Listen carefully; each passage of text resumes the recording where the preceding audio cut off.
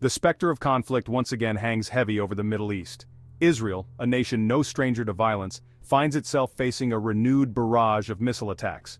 From its northern border with Lebanon to the southern reaches of its territory, the Jewish state is under fire. This coordinated assault, unprecedented in its scale and ferocity, has pushed the region to the brink. The attacks, attributed to a coalition of militant groups, have exposed vulnerabilities in Israel's famed defenses and raised fears of a wider regional conflagration. The recent wave of violence erupted with a suddenness that shocked many seasoned observers. It began with a series of rocket attacks emanating from southern Lebanon, targeting Israeli communities near the border. These initial salvos, while disruptive, were quickly followed by a more ominous development: the launch of Palestine-2 ballistic missiles from deeper within Lebanese territory. These longer-range projectiles, believed to be supplied by Iran, have a greater payload capacity and accuracy, posing a more significant threat to Israeli population centers. As Israel scrambled to respond to the northern barrage, another front erupted in the south. Militant groups in the Gaza Strip, taking advantage of the chaos, unleashed their own rocket attacks on Israeli towns and villages. While these rockets lack the range and sophistication of the Palestine-2 missiles, they nevertheless pose a constant threat to Israeli civilians living near the Gaza border. The simultaneous attacks from multiple fronts have stretched Israel's defenses thin, forcing difficult choices on military planners. The current situation is a stark reminder of the volatile and unpredictable nature of the Middle East. This complex web of alliances and enmities, fueled by historical grievances and ideological disputes, makes finding a peaceful resolution an elusive goal. As the international community watches with bated breath, the question remains: will cooler heads prevail, or is the region destined for another round of devastating conflict? The Palestine-2 missiles, a relatively new addition to the arsenals of Israel's adversaries, have taken center stage in the current conflict. These missiles, believed to be Iranian-designed and supplied, represent a significant escalation in both capability and intent. Their extended range allows militant groups in Lebanon to strike deeper into Israeli territory than ever before, targeting strategic infrastructure and population centers far from the border. The choice of targets in the recent attacks reveals a calculated strategy aimed at maximizing disruption and sowing fear. Early salvos focused on military installations near the border, testing Israel's defenses and attempting to draw a response. However, as the attacks intensified, the missiles homed in on more sensitive targets. Airports, power stations, and military bases further inland were struck, demonstrating the expanded reach of these weapons and the willingness to use them against critical infrastructure. One of the most concerning aspects of the Palestine-2 missiles is their reported accuracy. While previous generations of rockets fired from Lebanon were notoriously inaccurate, often landing harmlessly in open fields, the Palestine-2 has demonstrated a troubling level of precision.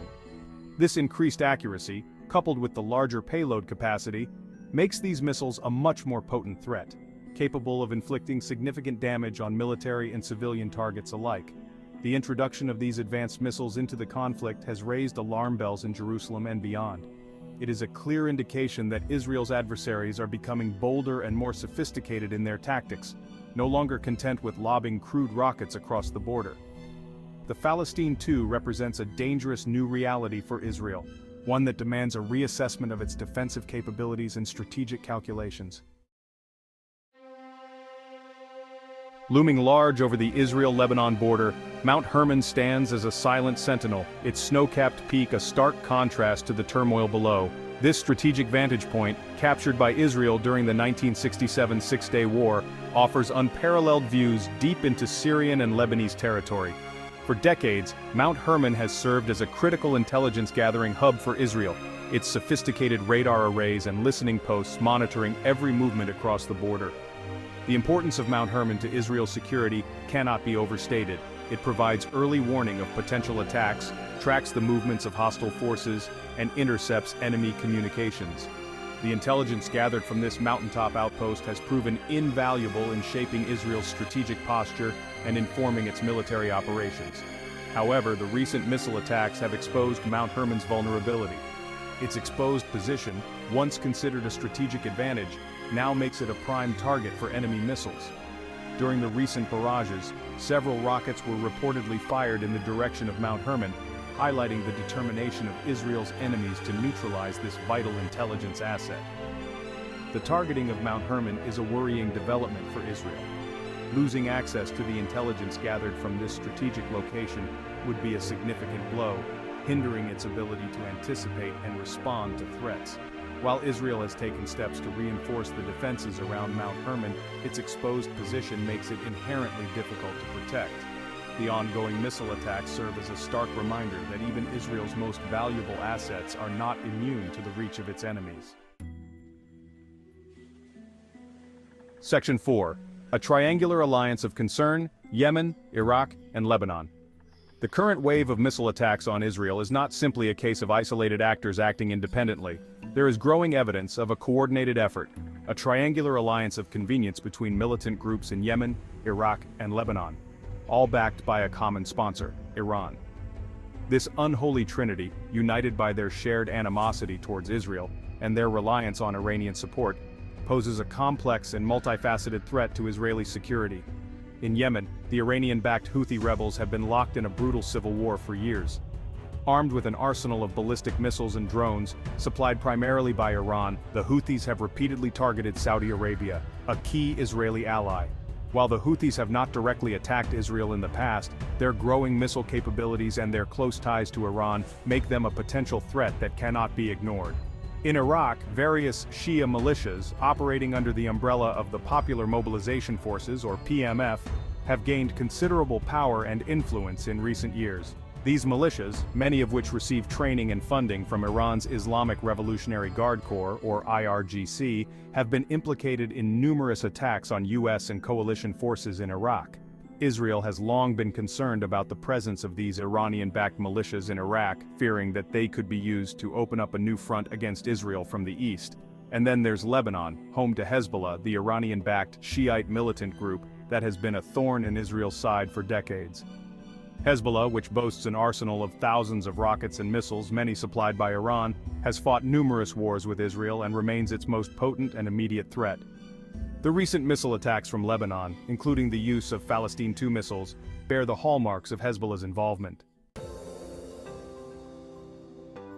Section 5. Iron Dome and its challengers. Israel's air defense dilemma. Israel has long prided itself on its military prowess, and its air defense capabilities are considered among the most advanced in the world. At the heart of this defensive shield is the Iron Dome system, a mobile, all-weather air defense system designed to intercept and destroy short-range rockets and artillery shells. Iron Dome has been hailed as a game-changer, credited with intercepting thousands of rockets fired from Gaza and Lebanon, saving countless Israeli lives. However, the recent missile attacks have exposed some of the limitations of the Iron Dome system. While highly effective against short-range rockets, Iron Dome is less well-suited to intercepting larger, faster, and more sophisticated projectiles like the Palestine II ballistic missiles. These missiles, with their higher trajectory and greater speed, pose a significant challenge for Iron Dome's interceptors. Furthermore, the sheer volume of projectiles launched in recent attacks has strained Israel's air defense systems. While Iron Dome has a high success rate, it is not foolproof. The more missiles that are launched, the greater the chance that some will slip through, potentially causing significant damage. The recent attacks have highlighted the need for Israel to enhance its air defense capabilities, particularly its ability to counter long-range ballistic missiles. Israel is not standing still in the face of these evolving threats. It is investing heavily in upgrading its existing air defense systems and developing new ones. These include David's Sling, designed to intercept medium-range ballistic missiles, and Arrow 3, an exo-atmospheric interceptor designed to counter long-range ballistic missiles. However, developing and deploying these advanced systems takes time and resources, and in the meantime, Israel remains vulnerable to the evolving missile threat.